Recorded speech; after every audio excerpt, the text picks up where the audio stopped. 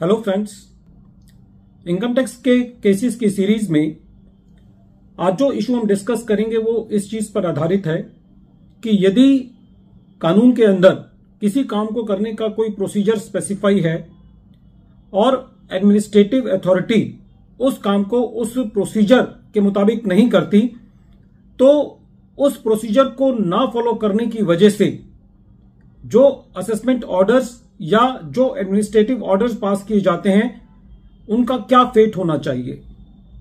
यही issue Delhi ITAT की F bench ने अपने एक case deputy commissioner of income tax versus Patanjali Ayurveda limited के केस में डिसाइड की।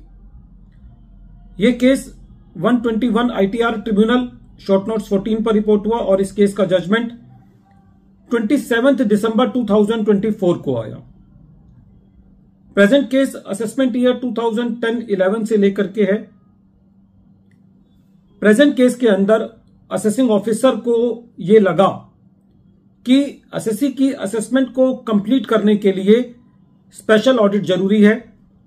इनकम टैक्स एक्ट के अंदर सेक्शन 142 सबसेक्शन 2A के अंदर स्पेशल ऑडिट का प्रावधान है, जिसके मुताबिक यदि असेसिंग ऑफिसर को यह लगता है ड्यूरिंग द असेसमेंट प्रोसीडिंग्स कि due to the complexity of the accounts of the assessee का स्पेशल ऑडिट होना चाहिए, तो असेसिंग ऑफिसर के पास ये अधिकार है कि वो स्पेशल ऑडिटर से असेसी का ऑडिट करा सकता है।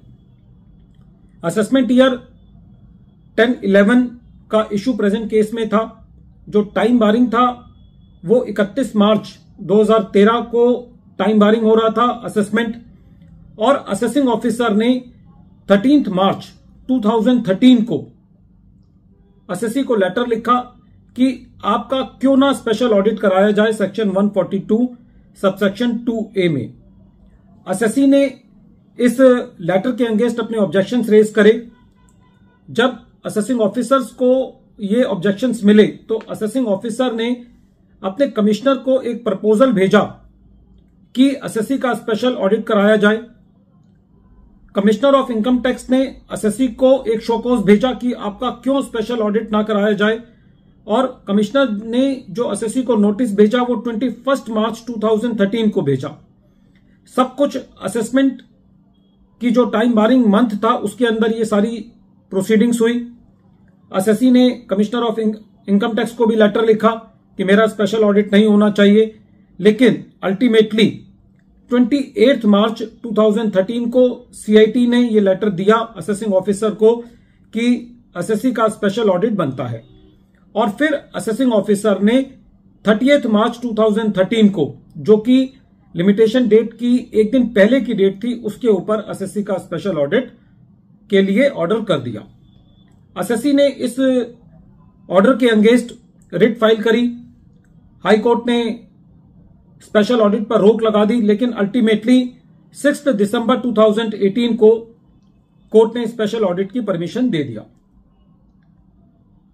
स्पेशल ऑडिट रिपोर्ट के बिहाफ पर असेसिंग ऑफिसर ने असेसी की काफी सारी एडिशंस की। असेसी शुरुआत से स्पेशल ऑडिट को इस बात पे चैलेंज कर रहा था, और असेसी ने कमिश्नर ऑफ इनकम टैक्स पे भी इस बात को चैलेंज किया कि जो सेक्शन 142 सबसेक्शन 2A है वो असेसिंग ऑफिसर को यह पावर देता है कि असेसिंग ऑफिसर स्पेशल ऑडिट के लिए रिकमेंड कर सकता है, लेकिन सीआईटी के पास यह पावर नहीं है कि वो स्पेशल ऑडिट को रिकमेंड करे। पहला असेसी का ऑब्जेक्शन स्पेशल ऑडिट को लेकर के ये था। सेकंड असेसी का ऑब्जेक्शन ये था कि सेक्शन 142 सबसेक्शन 2C के मुताबिक जो स्पेशल ऑडिट को कंप्लीट करने का टाइम लिमिट है वो सेक्शन 142 सबसेक्शन 2C के मुताबिक खाली असेसिंग ऑफिसर उस टाइम लिमिट को बता सकता है, लेकिन प्रेजेंट केस के अंदर सीआईटी ने जो अपना अप्रूवल दिया था, जो अपना रिकमेंडेशन दिया था, उसके अंदर स्पेशल ऑडिट का टाइम जो है वो स्पेसिफाई किया था। थर्डली असेसी का कहना यह था कि proviso to section 142 subsection 2C के मुताबिक यदि स्पेशल ऑडिट को कंप्लीट करने की टाइम लिमिट को इंक्रीज करना है, या तो असेसिंग ऑफिसर खुद वो स्पेशल ऑडिट की टाइम लिमिट को बढ़ा सकता है सुमोटो या असेसी की रिक्वेस्ट पर। लेकिन प्रेजेंट केस के अंदर जो स्पेशल ऑडिटर था उसने असेसिंग ऑफिसर को डायरेक्ट लेटर लिख करके टाइम लिमिट को एक्सटेंड करने की बात कही थी और स्पेशल ऑडिट के लिखने पर असेसिंग ऑफिसर ने उस टाइम लिमिट को बढ़ा दिया था। तो असेसी इन तीनों ग्राउंड्स पर यह चैलेंज कर रहा था कि यह special audit as per law नहीं है, एज पर मैंडेट नहीं है, क्योंकि सीआईटी ने स्पेशल ऑडिट को रिकमेंड किया है। सेकेंडली, जो टाइम लिमिट है वो कमिश्नर ऑफ इनकम टैक्स ने बताई है, जो कि उसके पास ये पावर नहीं है। और थर्डली, जो स्पेशल ऑडिट को कंप्लीट करने की टाइम लिमिट है वो स्पेशल ऑडिटर के कहने पर नहीं बढ़ाई जा सकती। इन तीनों ग्राउंड पर ट्रिब्यूनल ने यह कहा कि प्रेजेंट केस के अंदर special audit as per mandate of law नहीं है और स्पेशल ऑडिट को क्वेश किया और अकॉर्डिंगली ये कहा कि जो असेसमेंट ऑर्डर्स पास किए गए हैं वो टाइम बार्ड है।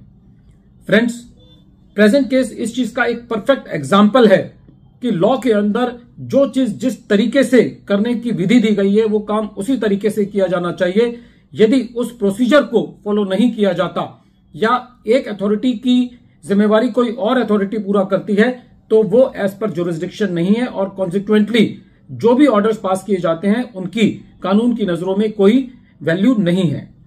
वीडियो के अंत में एक बार फिर मैं केस का नाम रिपीट कर रहा हूं। केस का नाम है deputy commissioner of income tax versus Patanjali Ayurveda limited और ये case 121 ITR tribunal short notes 14 पर रिपोर्ट हुआ और इस केस का जजमेंट दिल्ली ITAT की एफ बेंच ने 27 दिसंबर 2024 को दिया। Thank you friends.